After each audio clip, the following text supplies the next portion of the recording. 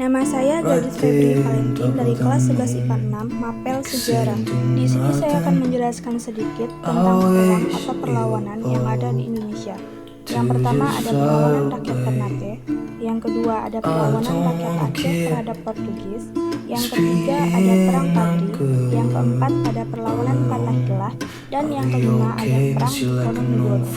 Perlawanan rakyat Ternate. Pada tahun 1522, Ternate bersekutu dengan Portugis. Sultan memberi Portugis hak mendirikan benteng dan memonopoli perdagangan cengkeh. Kemudian, pada tahun 1529, Ternate berhasil mengalahkan Tidore dengan bantuan tentara Portugis. Awalnya, Sultan melakukan hubungan persahabatan dengan Portugis.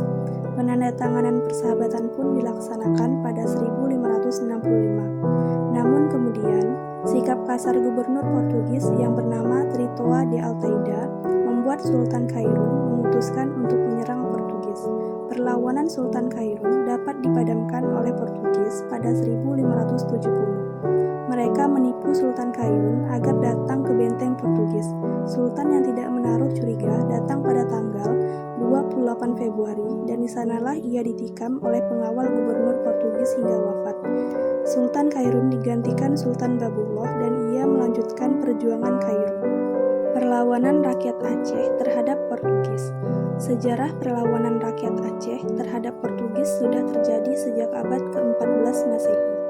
Portugis merupakan salah satu bangsa Eropa selain Spanyol pertama yang melakukan penjelajahan samudra dengan misi 3G, yakni Goal Kekayaan, Glory Kejayaan, dan Gospel Penyebaran Agama. Pada 1568, pasukan Kesultanan Aceh Darussalam menyerang Portugis di Malaka. Namun, serangan ini gagal lantaran kekuatan militer Portugis lebih tangguh. Kesultanan Aceh Darussalam beserta rakyatnya terus melakukan perlawanan kepada Portugis yang memonopoli perdagangan dan pelayaran di Selat Malaka. Perang Padri.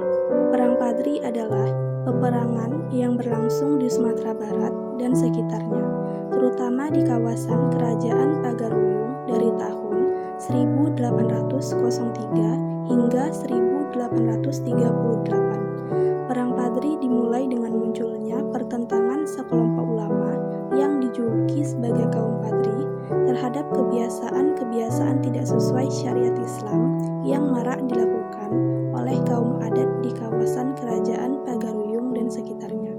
Perang Padri termasuk peperangan dengan rentang waktu yang cukup panjang, menguras harta dan mengorbankan jiwa dan raga.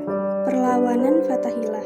Perlawanan Fatahillah yang disebut juga Valetehan merupakan panglima pasukan Cirebon yang bersekutu dengan Demak dan berhasil menjadi penguasa Sunda Kelapa dari kekuasaan Portugis pada tanggal 22 Juni tahun 1527. Fatahillah memang membenci orang Portugis karena mereka dengan bantuan Syah Bandarnya menaklukkan kota kelahirannya, yaitu Pasai di Aceh pada tahun 1521.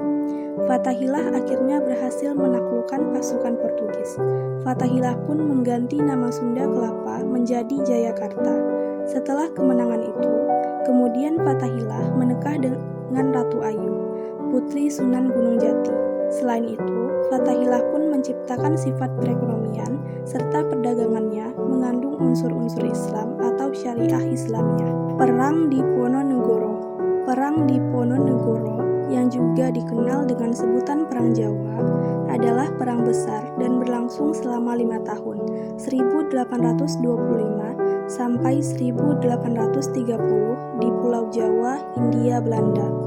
Perang ini merupakan salah satu pertempuran terbesar yang pernah dialami oleh Belanda selama masa pendudukannya di Nusantara, melibatkan pasukan Belanda di bawah pimpinan Jenderal Hendrik Marcus de Kock yang berusaha merendam perlawanan penduduk Jawa di bawah pimpinan Pangeran Diponegoro. Akibat perang ini, penduduk Jawa yang tewas mencapai 200.000 jiwa, sementara korban tewas di pihak Belanda berjumlah 8.000 tentara Belanda dan 7.000 serdadu pribumi. Akhir perang menegaskan penguasaan Belanda atas Pulau Jawa.